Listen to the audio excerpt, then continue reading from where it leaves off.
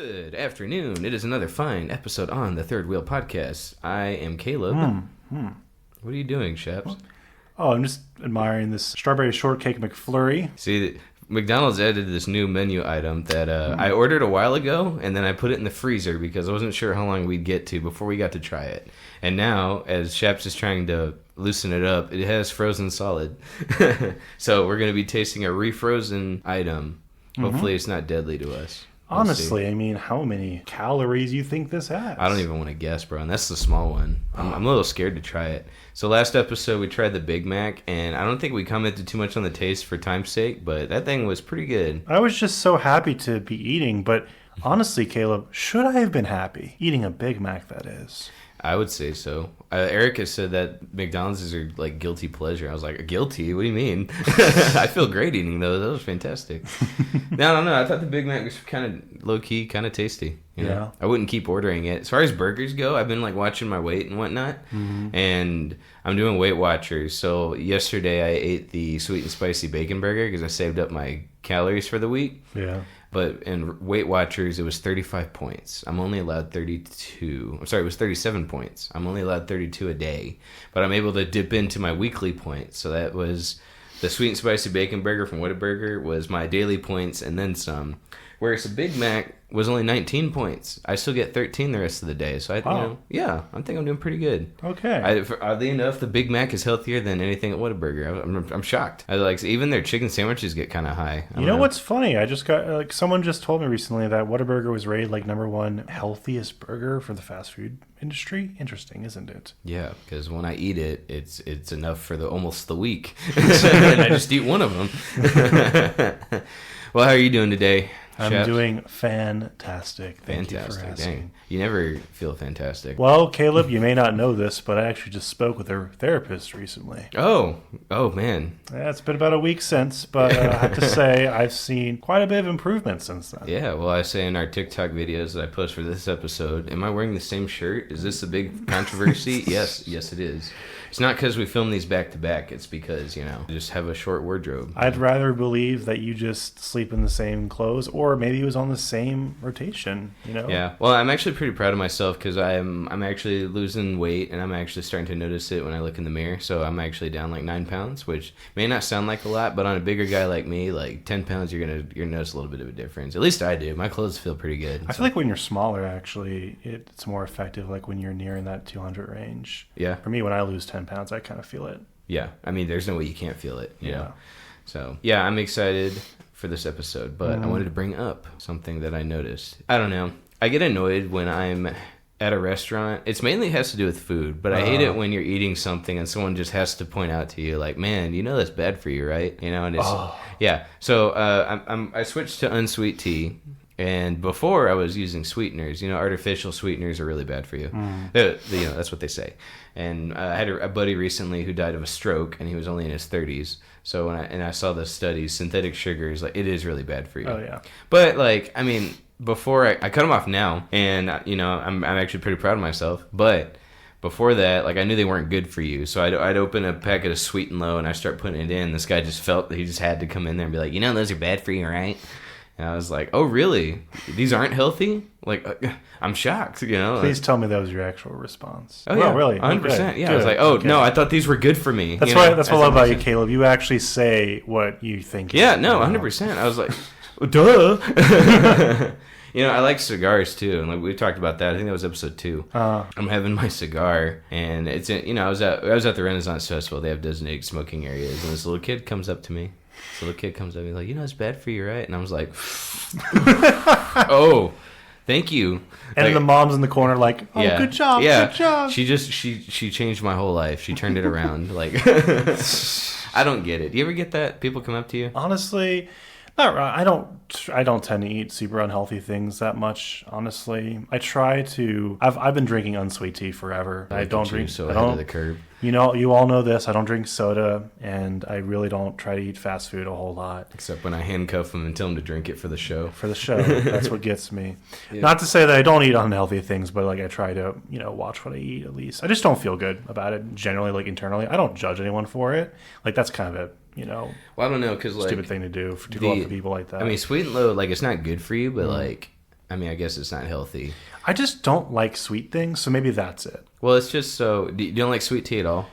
No, it's too much for me. Like I can occasionally, like I'll get like a craving for something sweet, like ice cream, but it's kind of occasional. But to be honest, I'm not even mad at you. That's cool. I wish I could cut out all that stuff, but it's like I don't know. It's just like annoying because like I could point out anything anybody else is eating and just be like, it's bad for you, right? It could be, red meat causes like dementia when you're older, and yet they're eating a burger. But then then the other person comes in. They're like, well, red meat's horrible for you, and then they kind of get into a fight with themselves.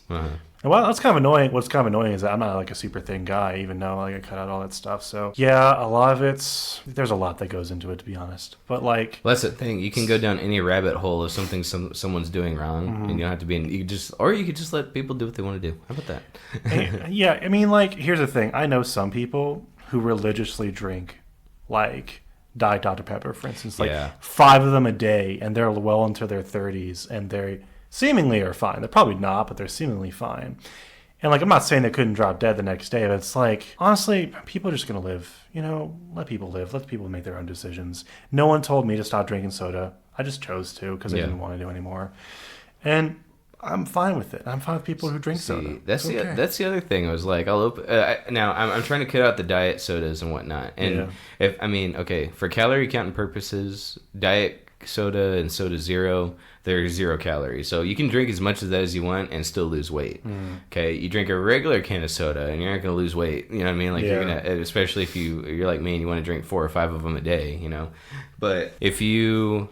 As soon as I open that can of Diet Coke, like, those are worse for you than regular Coke. Like, yeah, thank you, sir, ma'am. Can you get out of here? Like, it's annoying. Just leave me alone. How about that? The point of this rant is just to shut up. Man. I don't know. It bugs me a bit. Okay. Just a little bit if you couldn't tell. But, no. You ever talk about this or vent to, like, a fast food guy, like, in the drive-thru? No. Like, would you like to supersize that, sir? Thank you for understanding. Thank you. God. Let the man go about his own business. Okay. No, the server knows he's serving me garbage. Yeah. He knows what he's doing. He knows when I order the ultimate porker at Jimmy John's. He knows not to stand in my way. He says, do you want to add something to it? He's encouraging my lifestyle. He's not like, what a pig. You're a pig, you know that. Here's your slop for the day. No. Yeah. Okay, before I started building confidence, I had coworkers that were like that. Really? Now, I wish I could have brought this up in front of Erica, because this is what I wanted to talk about. Oh, that sucks, dude. But no, it was just like people that would come in and just be like, you eat 2 pieces of pizza and like, of course you're eating, I'm like, bro, everybody eats. What's your problem? I have had people like, there's this one person. It's really just one person who regularly, like, if you eat pizza, he's like, wow, like, because he was bigger and then he lost a lot of weight, so then he like kind of pushes it on other people a little bit. He's like, man, you're just carbing up right now, aren't you? I'm like, shut up, dude. Yeah, dude, for real. Whatever. Now, I will say, I do not like it when people mock the way I eat things or how I eat it. To me, that's just like a personal thing, a personal preference, how I want to eat things, the way I want to eat. I mean, can you really control that, though? Because, like, I mean, you can, but you'd have to be conscious every time you put something in your mouth, you know what I mean? Oh, not like that. Okay, for instance, like, I used to buy these salads, like, at Kroger. I'm sorry, Target, when I worked there. And in the break room, they give you a little fork, and I'm just, in my mind, I'm like, I have to use everything that's given to me, right? Yeah. So I use the fork that they give me. People make fun of me for it. They say, this lady came up to me and was like, well, you graduated from babyhood. You can use a bigger fork. I'm like, I know. No. When I put something in the spoon, I see, or on a fork, and I, take my scoop and I'm ready to put it in my mouth. For whatever reason, when I get real close to my mouth, ready to eat, I just go in for a big, quick chomp. Just like real, like real fast, animal. like it's gonna fall off or something. Like it's about to run away. Just funny. And I remember that when I became aware that I did this. Was when my family was watching me, and then they were all trying to make fun of me by doing the same thing. So they went with me, and all. Dude, that stuff pissed me off growing up. I hated when people like mimic, because I just have my own little quirks, my own little way of doing things. Yeah, I'm a quirky guy. Leave me alone. Let the quirky man do what he likes to do. Honestly. Yeah, I don't know. Yeah, it just bugs me. Like, bro, just let me do what I want to do. No, that was the thing with diet sodas and soda zeros. Was like a study just came out on Bing, and I don't get me wrong, people have been studying this since soda came out. You know what I mean? This is nothing new, but they were like, okay, there is a direct link between drinking diet soda or soda zero, that synthetic sugar they put in, and heart attack and stroke. And I was like, look, That's not really how I want to go out. You know, I'm not I'm not the healthiest guy in the world, but if you can prevent it, like, do your best. Like, if you just don't drink the sweet and lows, don't drink diet sodas. I'm trying to switch to that Waterloo stuff where it's like sparkling water, which I normally hate. I like that. Was it Topo Chico? Hate those things. Can't stand them. But Waterloo is the closest thing I can get to where it tastes like you're actually drinking a soda without the sugar, without the synthetic sugar, without the artificial sweeteners that cause you to die early in life, you know? Yeah, I'm just a happy water drinker, to be honest. The only thing unsweet tea, water, and occasionally beer. Like, that's as far as I go, honestly, on a regular basis. That's cool. I'm working toward living healthier because, like, don't get me wrong, I can lose the weight, but here's the thing, I'm probably going to put it back on at some point.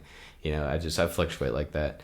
But, you know, if I can slow it down by cutting out all this really bad stuff, then by golly, that's my goal. So...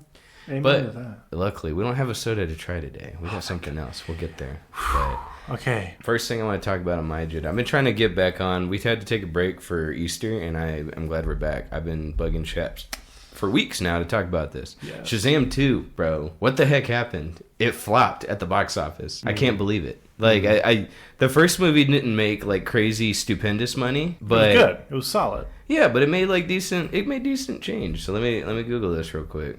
Okay, now what helped the first one was the budget was very tiny because I don't think they knew it was going to be good. So they just gave it here's X amount of dollars. So let me pull it up. Okay, so first movie, the budget was around $100 million. That's pretty low. But the box office was $367 million. I was like, dang. So they made about $100 million. Yeah, and I was like, that's pretty good, right? Well, then they do a second one, and then they're ready for the sequel. Let me find it. They probably double the budget. Yeah, so you get to Shazam 2, Fury of the Gods, right?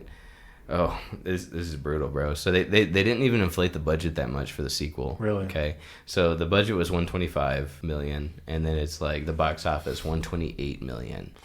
Worldwide. That is a huge loss. We're talking China. We're talking... If y'all remember when we talked about box office way back at the beginning... The entire budget for a film is the budget to make the movie and then marketing. So marketing is always going to, or rule of thumb, typically it's going to be twice the amount of the budget. So just this equivalent, right? Not twice. You're right. I'm sorry, the equivalent. But you put it together, that's times two, right? So $125 million to make the movie, and then another $125 for marketing. I don't know about you. I didn't see really that many trailers for this. No, it kind of snuck up on me. I was waiting for it, and then it kind of just like came and went. I don't know what came out that week alongside it, but I don't know anyone who went to see it. Actually, it always blows my mind when they say like, "Oh, the marketing or the market, whatever to advertise is about the price of the movie." That surprises the heck out of me because I'll only see 3 trailers or a few TV spots, and it takes that much money to advertise a movie. I don't know, man. Just the competition the way it is and airtime, like, yeah, it's worth a lot. I'd imagine so, at least. Here's the thing, when the freaking trailers to the D&D movie came out, everyone was like, oh yeah, let's make plans to go see that. Yeah. You know, don't get me wrong, it was good, but like everyone was like, you know, like, oh, when are you gonna go see it? Not Shazam 2, which was just interesting because like everyone loves the first movie. So I really don't know what happened. That's kind of interesting. So no one went to see it. Yeah, I mean, I don't get it because like everyone liked the first one, and like, okay, so I watched. Let's just talk about the quality of the movie. I liked it. It was really good. It was a lot of fun. Visuals were good. They tried to tackle a lot more villain wise. I will say I did enjoy the first one more because of the factor of like this kid has all these magic powers, right? And from a kid turning to a full on superhero, especially a fun one, Zachary Levi. And he's doing all the stuff a teenager would do. Like, that was fun. That was missing in this one. In this one, he's a lot more mature. And, like, I don't know, the whimsical of, like, a kid getting superpowers. That's not in this movie. I actually remember the trailers of the first movie more than the actual movie, to be honest. Because the second one? Yeah, no, the first one.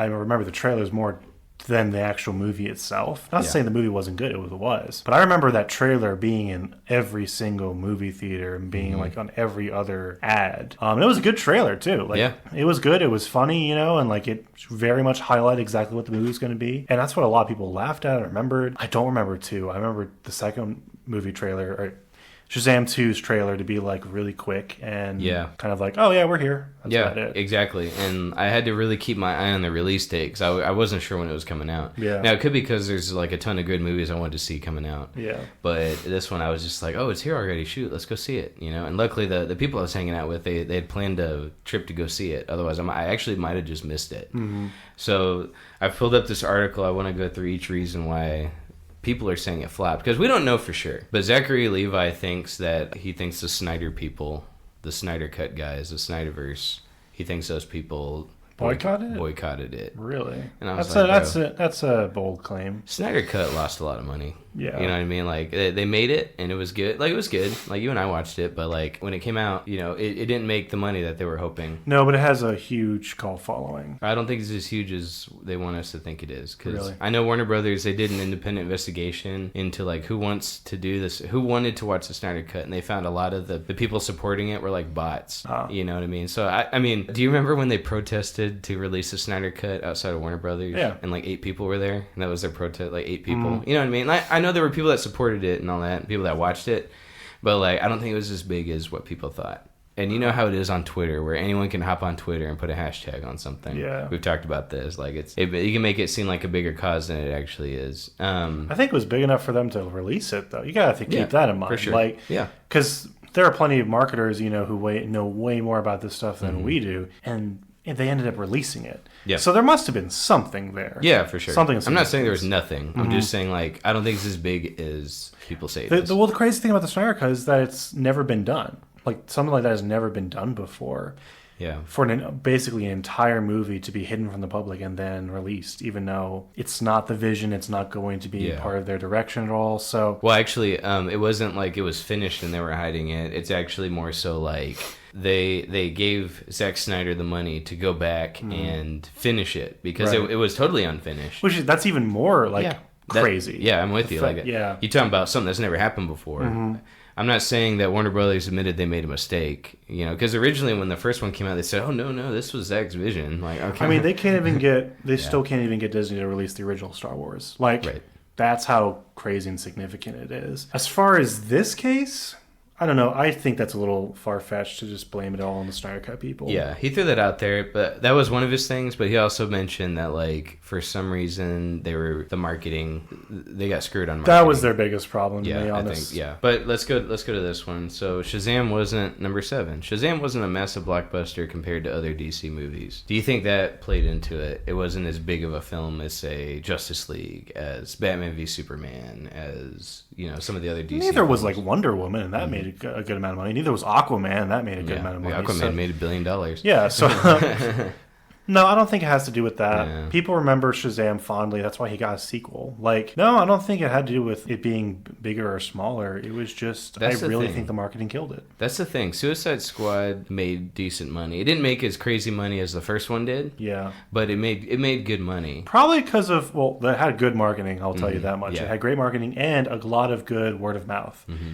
Everyone was talking about Suicide Squad. Exactly. So, and that's because everyone went to watch it. Like, everyone wanted to see it after, you see all these fun characters and then James Gunn taking over. Like, gotta see James Gunn stuff, when he's attached to something, it means instant success, right? Most of the time. So, I don't think it wasn't a big blockbuster. It didn't have the budget of a typical blockbuster anyway. I don't know if it was intended to be a blockbuster. Probably not. They want money for sure, but like, I don't know. Do you think they ever go back and look at like their old numbers and say, okay, well, Shazam made this much. If it makes this much again, we'll be, it's possible. You also have to remember that DC is currently in the transition period of changing of the guard. Yeah. They may not want to put a whole lot of money on Shazam 2, even because it's not part of the new direction. It wasn't, it's not going to essentially aid them coming forward. It may have been like a cut their losses kind of situation. Or they may want to have they probably took that money and put it towards the Flash trailer or something, or marketing like that. Yeah. So my big thing was like, there have been several solo films, not even just in DC, but like, let's just say in Marvel, like solo films where the one hero gets his own movie, and those have done fine. So blockbuster, I don't think that really applies to this movie. Yeah. It's a superhero movie. They're not as popular as they used to be. I'd say the past 2 or 3 years they're starting to wind down a bit. Dude, I've lost track of all the Marvel movies coming Right. I haven't. That's just because I'm a nerd. But I know what you mean. Because like the average moviegoer doesn't, especially the ones that they're pumping out where they're not as good. They're not going to want to go see another one that's going to be not that good. Yeah. You know? And I just saw a trailer for The Penguin. Did you see that? Mm-mm. Yeah. They're making a show, an HBO original show of the Penguin from the Batman movie. Oh, that one. And it looked like a trailer for a movie, but it's not. It's like a TV show. I'm like, Yeah. I can't wrap my head around this anymore. Like, how many freaking shows are there? How many movies are there? It's Marvel's fault. They're the ones who started all of this. Yeah, for sure. Then there's a movie called, is it a movie or the show? It's called The Marvels. Yep, that's a movie. It's a movie. Okay, Yeah. I cannot tell. Yeah. Is that the sequel to? That's the sequel to Captain Marvel, but Okay. also ties into Miss Marvel, the TV series. She's going to be in the movie. And you had to watch WandaVision to know the other girl that's in it. She's in the Marvels. So I want to recite this. Marvel is making a movie that's a sequel to making a movie called The Marvels. That's a sequel to Captain Marvel, which ties alongside Miss Marvel. Mm-hmm. The show, the not show, the movie. And who's a totally different character. Different character. I understand who the characters are, but I'm like, and then the third to an average moviegoer, there's three main characters. The other characters from another show that wasn't hers. She was just a side character. Yeah. And they're all coming into this that you film. may or may not have seen. Again, I know some of that because like I actually like comic books and characters in leaps and dives. Like you said, average moviegoer. Yeah. What the crap is going to go through their heads? Like, I don't know. I guess I'll go see Pretty Colors for a while. You know, exactly. How are you going to follow anything going on anymore? Because it's more complicated than the Star Wars shows. Right. I'm not your average film goer. That's the thing. Yeah. I am actually the guy that goes through and watches all these shows. You're a proactive watches all these movies and keeps track of all this stuff. But I work really hard for that. Yeah. You know what I'm saying? Like, and it stresses me out. And this is my job. Like, for me, I like doing it, and I'm confused. Yeah. So, you know what I'm saying? So, anyway. Yeah, man. I don't know. So, as crazy as it can, if those movies make more money than freaking Shazam 2, I'd be surprised. I think the Marvels is going to flop. Oh, dude. I bet you anything most people don't even know it exists. Because so many people... No, people know it exists. I think people are going to actively choose not to go watch it. Really? You can blame the men haters.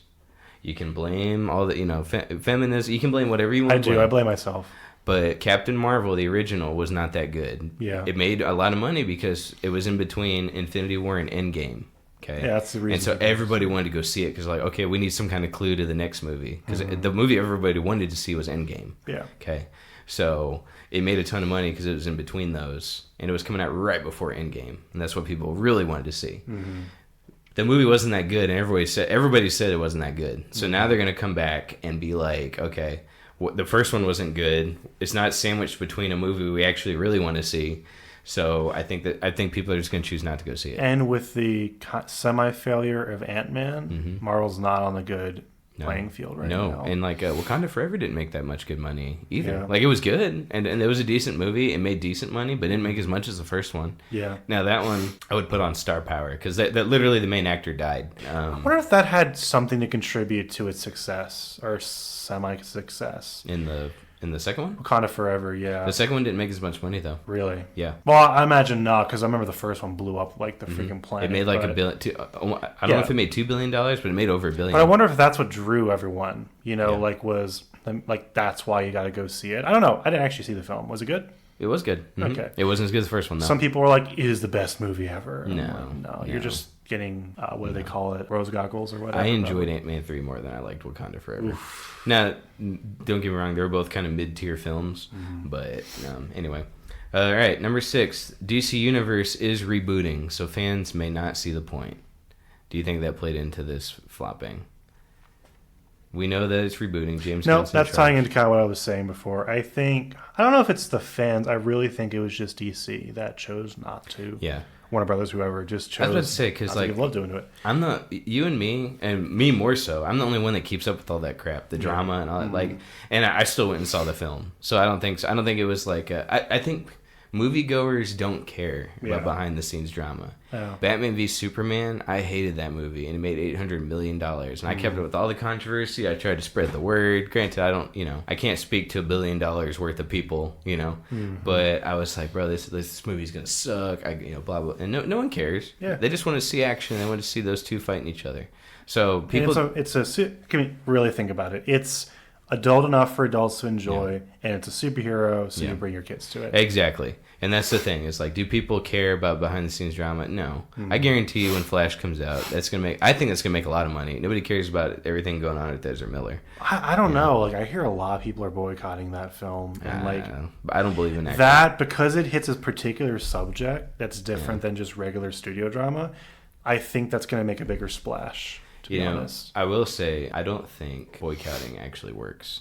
Oh, no, I don't think so. That's what I'm saying. So I just don't see that being a real factor. I think boycotting is nothing. But I do see it gaining some sort of traction. I mean, like, if you want to bring up an example, like, people tried to boycott that Harry Potter game that actually became very successful. Very successful. Probably because of the boycott, honestly. But, so I don't think it'd be a successful boycott. I don't know what a successful boycott is, I guess. But I think it's, I hate how that's what the movie's gonna be remembered for, or like that's what people are thinking about the movie right now. Because I literally didn't even know that was going on until a few days ago. I was like, oh, I'm actually looking forward to it, and they said, well, you shouldn't. Here's why. I'm like, okay, well, they're not supporting this guy actively, but if you go into the movie, you're totally supporting him. I'm like, oh, dang it. It's one of those battles again. So number 5. Okay, do you care about spoilers? Not really. Number 5, Shazam 2 trailers spoiled its biggest DC moment. Do you know what their biggest moment was? Their biggest DC moment? I'm guessing a cameo. Yes. Superman? No. But I will tell you, I didn't see this trailer where it spoiled the cameo. And they teased it the whole film. But so Wonder Woman, she's in it. And the whole movie, they tease her. It's like at the back of her. You don't see her face. I was like, oh, okay. They couldn't get her to come back. But apparently, Gal Gadot, Gal Gadot. I apologize. Please don't sue us. No, Gal Gadot, apparently her face is in the trailer, so it spoiled that whole moment. Oh. You don't think... It's hard to describe her role in the film. She's not in it that long, but she actually does play a big part of the movie. Really? Yeah, it's weird. And it was clear they were trying to have fun with it, but I would agree, I wish that wasn't... I didn't see the trailer that spoiled it, but I don't think that should have been in the trailer at all, if she was in it. You know what I mean? So if you show someone a trailer and it has the whole film in it, do you think that kills box office, or does that add to it? They wouldn't put it in if they thought, oh, they're gonna love this. This is gonna get them in the theater. They think it's a great idea to spoil some movies. That's a hard question, because Batman v Superman spoiled Doomsday was in the movie, and that still made decent money. Yeah, I feel like I would still see it, but just go in disappointed, which can actually hurt your enjoyment of the film, which could actually take down the score. But at that point, like, for instance... You bought the ticket, right? And you still went. Yeah, so financially, I think it would still stay successful. Okay. For instance, I thought the Spider-Verse movie trailer, the newest one, spoiled way too much in the trailer. Yeah. It showed a lot. Mm-hmm. It showed, betrayals. Before we even see the movie, I'm like... That's kind of a weird thing to do, and that kind of hurts the expectations, I kind of wish they would just... I will agree with you as long as the movie has more to offer me than what was in the trailer. So, for example, Thor 3, when that came out, I thought it was too much. The trailers did too much. I was like, dang it, we get to see Thor with his lightning armor he's wearing. I was like, oh, they spoiled But no, when you got to the movie... They actually CGI'd over stuff that would have been spoilers if it was in the trailer, but it was still the same shot. So they made it seem like they gave us way too much. When you saw the movie went different directions than what the trailer showed us. Sure. So for you, if the Spider-Man movie, they showed the betrayals and stuff, darn. But if there's actually more twists and turns that they were saving for the movie, then I think it'll be fine. It could be. Yeah. There's also a possibility, I remember with Rogue One, there was a trailer for Rogue One that came out, one of the first ones, that showed the main character in an Imperial uniform to make it look like, oh my god, is she going to betray? That never comes up. Yeah. That never ever comes up. Right. Yeah. And I hate that kind of stuff. Yeah, right. Bait and switch. Manipulation and such. Mm-hmm. And actually, Star Wars does it repeatedly. It did Evil Rey with Rise of Skywalker. And that's not even for in the movie. 5 seconds. Yeah. And it was a vision, of course, because, I hate God forbid we break new grounds with Star Wars. I used to, honestly, I still really love trailers. Mm-hmm. But man, I really just love it when they don't show anything almost, you know? Yeah. When they hold back. I know that sounds super counterintuitive, but what's his name? Fat guy. Old guy. Director. Fat old guy that narrows The Birds. He directed The Birds. Oh, Alfred Hitchcock. Resume. No, I'm putting that in there. No, please. I know who he is, okay? Alfred Hitchcock. Years and years and years when he directed Psycho. Again, decades and decades and decades ago, perfected this craft. Do you know what the trailer for Psycho was? the trailer, the spoiler that the main girl dies? No. What? He literally presents himself. Yes. He presents himself in front of the camera and is like, "Hello, I'm Alfred Hitchcock." And he walks through the house. I remember this.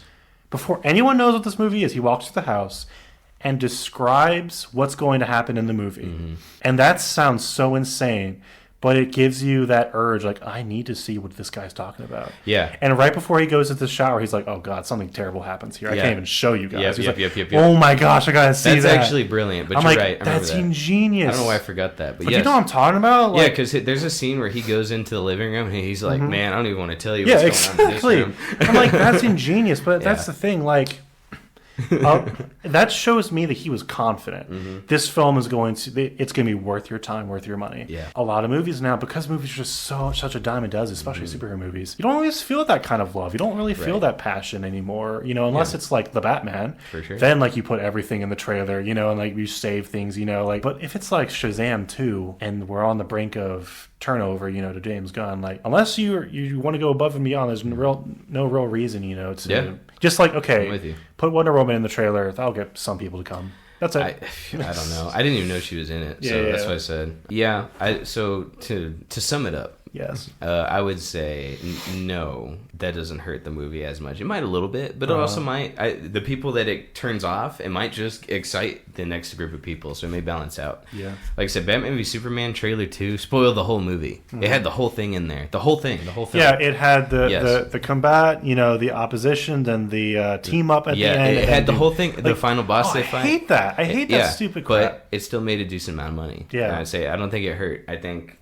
I don't think it helped, but I don't think it hurt it. Sure. I still saw it. I knew it was going to suck, but I still saw it. So, All right, number 4. Superhero movie fatigue doomed Shazam 2's box office chances. That's a little bit more plausible, I think. I think so. I think that is starting to play into it. And the picture it holds up is Wonder Woman 2, Aquaman, Thor: Love and Thunder, and Loki. Now, it was old Loki from Avengers, but I don't think that matters. Yeah. Okay, so Thor 4 was so disappointing.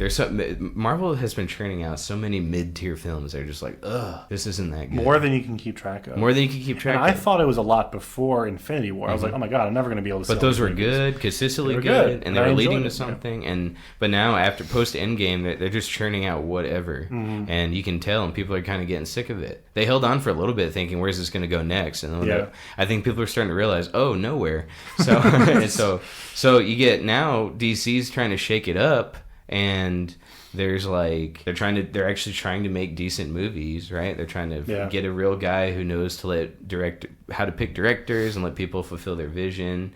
He's trying to do that, right? But then by now it's kind of too late because they screwed around for God knows how long before they got their act together. I don't know if I'd say it's too late. I'd say this is just the awkward puberty stage. Mm-hmm. Like literally just cutting out this fat that is the pre-DC, I don't even know, the pre-gun, I guess, DC. It's going to hurt. It's going to suck. It's no matter what, BC, DC. Ooh, that's good. Yeah, that is pretty good. No. It's just an awkward phase.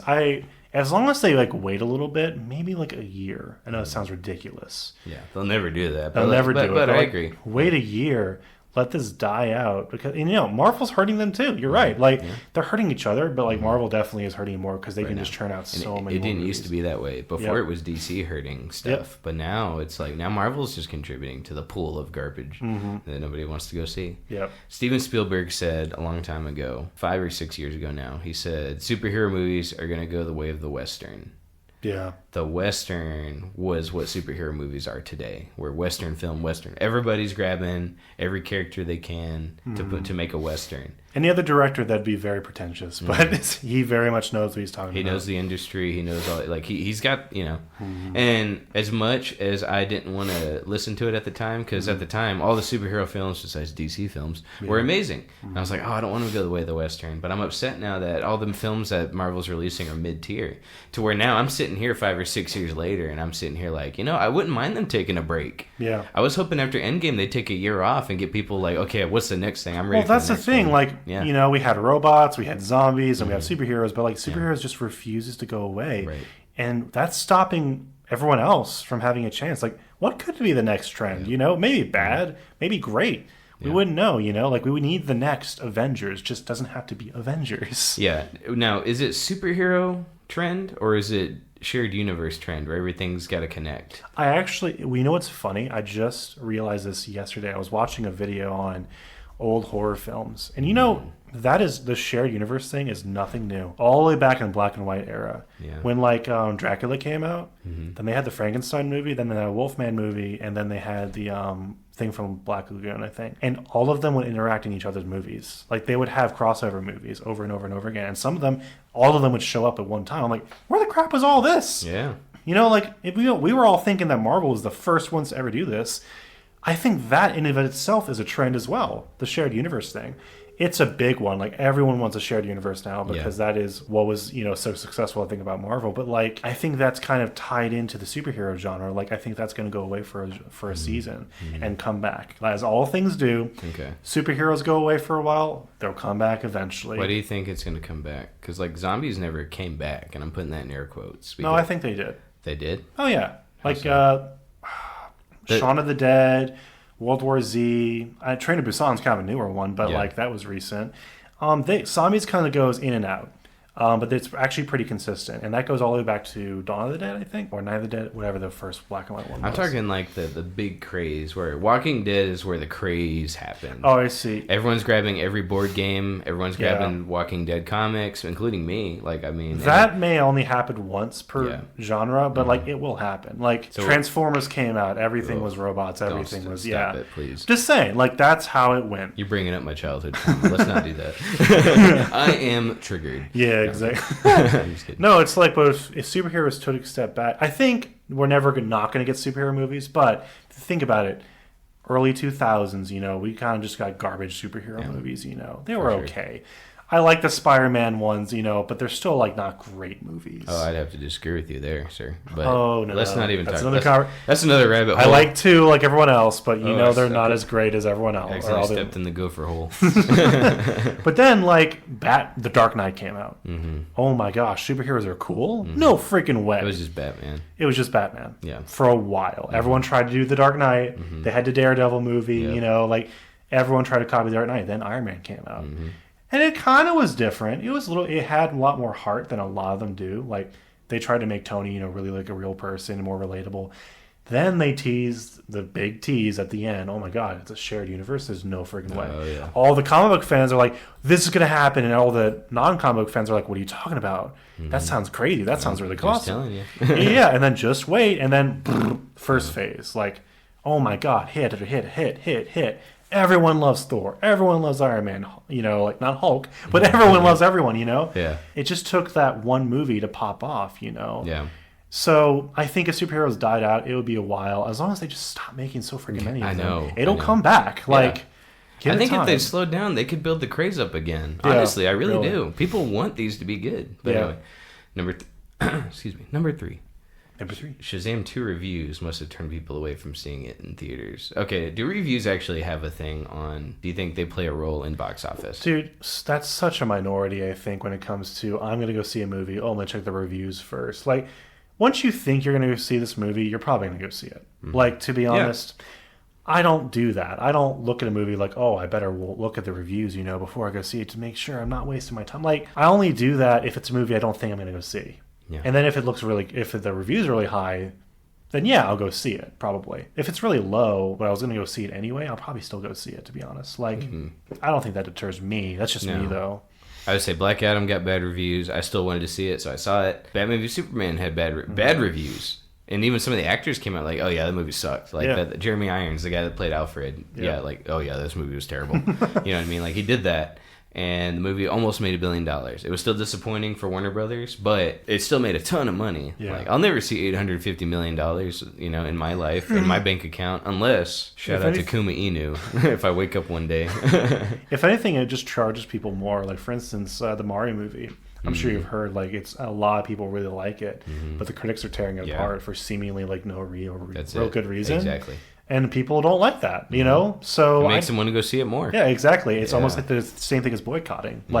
Oh, well, you're saying this is bad, but everyone else is saying good. I gotta go see. Just But it's, from what I hear, it's actually just kind of generic, but an okay movie. Yeah. It's good. It's not great. It's good. then why are the critics tearing it apart so much? Why even bother? That's a discussion topic I want to have. Where are critics wrong? Yeah. Don't say yes or no. We're going to talk about that on another full episode of the Third Wheel Podcast. No. Anyway, I want to have that discussion because why is for Mario audience review 98% and Rotten Tomatoes 48%? Right. It makes no sense to me. So I'm with you. I don't think critic reviews. I don't think people care. Nobody cares about what critics say. They probably had a time before our time, to be honest. Now, I will say there have been times where I'm like, okay, this looks interesting, but I actually won't go see it unless I think it's going to be good. Yeah. Because nobody wants to go see a bad movie. That's if I'm, sometimes. That's if I'm on the fence. I'll go see a review. If I'm on the fence, then I'll look at the reviews. But if I'm like, I don't care if it's good or bad, I got to go see this. Because movies are cheap enough nowadays if you don't go to a movie eatery. Like, it's not a huge waste. Right. It's just time investment, that's all. I agree. The only thing you're going to be wasting is time, maybe. So that's why most people just wait to stream if they don't know if they're going to go see a movie or not. For sure. Yeah. So I would say it's inconclusive, but I will say probably not. Yeah. I don't think it matters as much. Nobody knows for sure, but because I thought, I thought I could predict the box office pretty good. Turns out I can't because Avatar 2 made a lot of money. And I'm upset about that. Come on, you knew that was going to make money. Are you kidding me? No, that's such an obvious bet. I thought it wasn't going to happen. Are you kidding me? Yeah. Dude. I mean, no, I'm not kidding. A decade of build-up? Are you kidding me? Oh, my gosh. No. Build-up? I thought it was like nobody cares anymore. No, dude, you're so wrong, bro. I was wrong, but I'm saying I knew that as soon as I saw the first trailer. I said it's probably not going to be good. I can't get it always right. It's going to make so much money. Was that our first episode where we talked about it? Mm-hmm. Throwback. Shout out to episode 1. I can't wait for Avatar 3. We're going to see that together. Don't make me do this. Dude, it's already been like 3 months since we started. Isn't that pretty cool? That's pretty cool. Yeah, we did. We're doing pretty good. Yeah. All right. Audiences may be waiting for Shazam 2 to release on streaming. No. If you haven't... That's a week. If you're not interested, you're not going to see it on streaming. Yeah. No, that's not true. I feel like there have been movies. I didn't want to see the new D&D movie, now in theaters. I didn't want to see that until I heard the reviews were good. So in this instance, the reviews actually saved it for me. No, that's the thing. Yeah. If reviews are good on a movie you're on the fence with, that will typically encourage you to go see it. That's correct. Yeah. I don't think if I ever say to myself, I'm going to wait until this starts streaming, I never see it, even when it does start streaming. I'm sorry, there's already 500 more things for me to watch. That's just me, because I don't have a whole lot of time on my hands, so I don't like wasting on things. I agree. I'm like, Now, if it was like, I'm trying to think of I saw the menu streamed, and I wish I would have seen it in theaters. Yeah. So that's not a no. Like maybe some people were like that, but not enough to where small minority. Yeah, though. Not enough to where it would have saved the movie financially. I don't think a bunch of people. That's like saying a bunch of people were like, "Oh, I'm going to wait until Wakanda starts streaming." Like, no, I'm going to wait till the pirates get it so I can buy it off the pirates, or for free. No, you're not thinking of that. You're thinking of the experience. Mm-hmm. You obviously just didn't have confidence in the film if you're not going to go see it. Like, yeah, I agree. I don't know though. I was confident this was going to blow me away. Well, you were. Yeah, majority weren't. Nobody else was.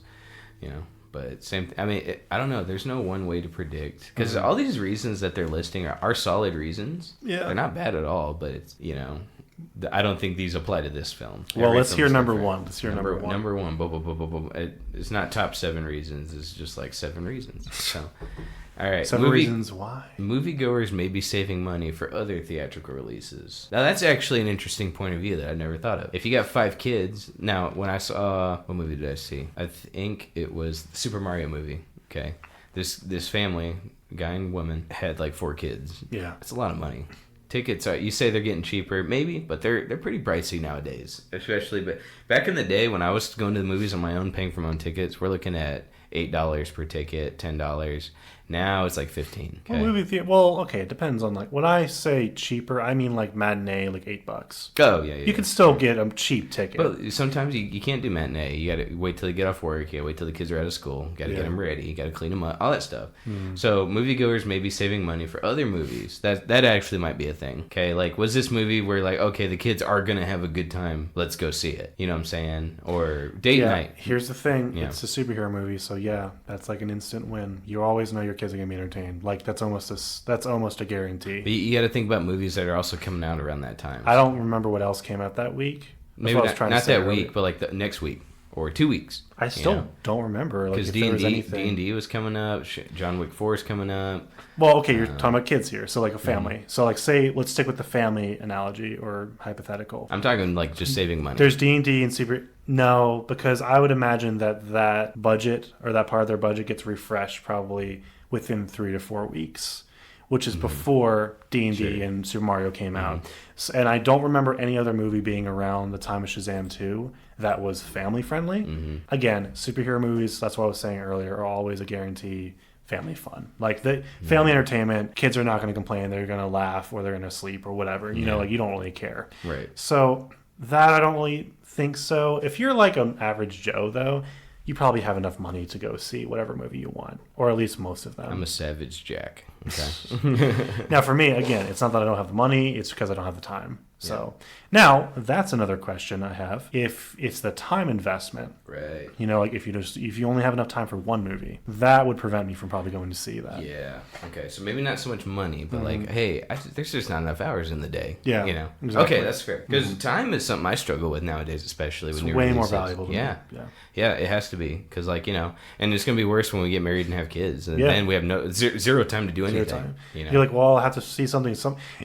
You're gonna be hilarious. I can't imagine you. You're like, oh, I want to go see this movie because it has this actor and they had this drama, and then they're going to bring in this villain, and the kids are like, we want to go see Trolls 5. I'm going to be so upset. Yeah, you're right. You 100% know me. You know how it's going to be already, and I'm not happy about that. But hey, it is what it is. All right, those actually weren't too bad very bad discussion. No. But guess what, chaps? You said this was going to be a 20-minute conversation. We're at 50 minutes. Well, to be fair, we talked a lot more than just Shazam. Sure, but I knew I'm good at like topics, so I did pretty good. Oh, you did pretty good. Okay, great. Wonderful. No, you did good too. You did okay. You threw a little bone. I'm just saying, like, we can take what should be a 20-minute conversation with nerds and losers and make it into something interesting for an audience, you know? But it's interesting, right? Yeah. Right? I hope so, yeah. Right? Give us a bunch of likes if you like it. A whole bunch of them. Get the bots in here. Come on. All right, moving on to the next topic. There's a chance we're going to run out of stuff to try, guys, but not today. Gosh darn it. Okay, because McDonald's just released the McFlurry. Okay, can I see it real quick? Did it thaw out? It's melting a little bit. Let me see that. So obviously the McFlurry's not new, but there's a strawberry shortcake. Oh no, the spoon's still stuck in there. Hold on, let me try to find a way to wedge it out. Now, Caleb, you know that's not great for you, right? I hate you. Hey, I got it out. Hey, all right. Strawberry shortcake McFlurry. This doesn't look good. Does this look good to you? Yeah, no. It looks like someone spilled something on your flurry. Yeah, like these purple crud things. Like, what is that? I'm sorry, pink. Now, there was little shortbread cake pieces on the top, but I think those sunk. So now Is that not what those are? What are those? I don't know. What is this, audience? I'm scared. I'm scared to try it. No, I'm not scared. It's ice cream. I'm sure it's fine. But this doesn't look good at all. Let me try it first. Yeah, I'm going to let you go first since there's only one. Since I'm dieting, guys, I'm just going to taste it. This time it's a taste test. It's like a winery. I want to get some of the bread. But... I wish Shaps would let me record him because he's like just totally messing with it. He's not even going to try it. There's plenty on the spoon. Just eat it. He made such a face. And I hear a crunch. He's crunching over there. Nope. No? You don't like it? No. Not at all. All right, here we go. See if I can Oh, God. So what's the pink stuff you're eating? Is that Nerds or something? Like, they're crunchy. I guess they're like... No, they're not like Nerds. They're sprinkles or something. But like big. Chunky. And they're the only things I can taste. I ain't gonna lie to you. Well, okay. My opinion just changed mid-taste. Yeah. You sense the sweet little candies that are stuck to your teeth and they keep... Well, it's like, I don't know what it is. And like, at first I was like, okay, this is really good. But then the flavor just went away while I was still chewing it. Yeah, and then there's that aftertaste. I'm like, oh, God. Yeah. I'm stuck with candy cane in my mouth. Candy cane, that's what probably it is. I don't think it's candy cane. There's another word for it. Oh. It's not Nerds, but it tastes like how the pink Nerds would taste. Yeah. But it's not sour, just pure sweet. And then if you roll your tongue over it, you just get that, oh, God, again. Yeah. Have you tried their Shamrock shake? Or you're not a shake person. You're not a sweets guy, right? Occasionally I like shakes. I tried the Shamrock, I think. You did? That was pretty good. I like mint, so. But yeah, and I can't really go about grabbing all this stuff to eat and all this sugary stuff right now. Like, I'll taste it, but like I can't be going around doing that type of stuff. No, like, I'm trying to stay healthy, like losing. I'm doing good losing weight. I'm feeling good. Maybe you see the Hodge twins. The who? The Hodge twins. Are they like combined weight of 800 pounds together? No, they're actually really fit. But whenever they try a lot of food, and what they do is they will go to like McDonald's and order like one burger, and they cut it in half and say they're cutting, and they just only eat one half of it. Oh, would you do a mukbang with me? A what? A mukbang. It's where that sounds really dirty. No, it's not. What is a mukbang? It is when I'll give you the real definition, but my understanding of it is when you order, say you're going to do a seafood and you're going to eat a seafood, you eat a ton of it. Like, say we go to McDonald's mukbang and you just order everything off the menu and you eat the whole thing. You eat all of it. You know what I mean? Let me make sure I'm actually summarizing it correctly. Now, for us, I don't know if I could forgive myself. Look, I'm not forgiving myself just talking about it. The fact that I thought I'd be in this place of my life. Mukbang. Known as the eating show, online audiovisual broadcast, which a host consumes various quantities of food while interacting with the audience. Like Nick Avocado? Yep. I would hate that. That's 1,000,000,000% what it's like. I would hate that. Uh-huh. We don't have to eat that much, though. But, like, you got someone who's eating, like, 10 crabs, crab meat. Okay, if it was seafood, maybe. Yeah, right? But I cannot do McDonald's. You're not making me do McDonald's. What if we don't eat everything, no. but we taste every Stop item? Thinking about it. No, hold on. Just listen. Audience, help me. What if we tried every single... just tried all the items. I know what they all taste like. Yeah, but what if we went through and gave a live reaction? Oh, okay, it's different then. Yeah. Yeah, because what if I was like, yeah, I used to hate the McFish, but today it's actually not that bad. You know what I mean? Oh, man. You know what? I'm disappointed. I thought you would try it with me. If it has to what be if, What if we picked a different restaurant? What if anything besides... What if we didn't do McDonald's, huh? What, Burger King? It's the same freaking thing. No. What if we did Whataburger? Yeah, they're the healthiest, right? And like I said, we don't have to eat all the burgers. We just doesn't matter, dude. We just try each one. What if we tried all their just throw away all the food? That's a lot. We got, we're renting out this house. Like, there's people here. They could eat the rest. Okay, I do like the only thing similar to that. I do like what Moist Critical does with like the pizza, like when he orders like a bunch of pizza places and then tries all that. I didn't know you were trying to break our banks here. But you're the one who brought up mukbanging, okay? Yeah, but I could order off the dollar menu. We don't have to get a 20-piece of the nuggets. We get a 4-piece and share that 2-2. You know what I mean? See, I'm making it sound reasonable for you. You know what I mean? We could accomplish this. We can accomplish. Yeah, there's no I. What are we accomplishing? There's no I here. This is a we thing. What are we accomplishing? We're accomplishing the mukbang. Okay, I think this is doable. But I'll talk to. We're not even videoing this. What point is it? We have good description skills. I could be like, okay, now I'm trying the nuggets. This is like hey.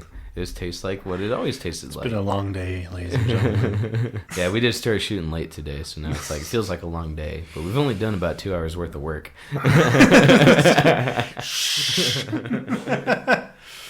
Well, whatever. We'll put a pin in it. How about that? Yeah, we'll talk. I'm gonna talk to him, guys. I think he'll come around eventually. We'll see. Wink. All right, Shaps. Anything you want to add to this? We hit the hour mark. I did good. We did good. Sorry, not me. We. Yeah. Add to it. We don't have to talk about the mukbang anymore if you feel uncomfortable. We can talk about something. You want to talk about something else, buddy? Whatever you want. Whatever you want. Yeah. Hey, at least I didn't make you do a soda this time. You asked me, can we not do a soda? And I honored that request. And then you triple down by feeding me a freaking Big Mac and a flurry. Look, I didn't make you eat the whole flurry. At least I didn't buy you your own this time. I knew you wouldn't eat it, so I just got one we could share. Oh, man. Well, audience, that isn't good for us, right? But how about this? If y'all demand a mukbang, it's not fair. Then he has to do it. They have no stakes. Oh, they have a stake now. If they listen this long, they have. Okay, stakes. if we get 10 more subscribers. Ooh, that's a good one. 10 more subscribers. I hope we'll blow up overnight. You heard that here, guys. 10 more subscribers. If you do 10 more subscribers, you better share this. All right, guys. Y'all have a good day. I hope y'all enjoyed this episode of the podcast. I actually had a lot of fun. Hope you guys did too. We'll see y'all next time. Adios.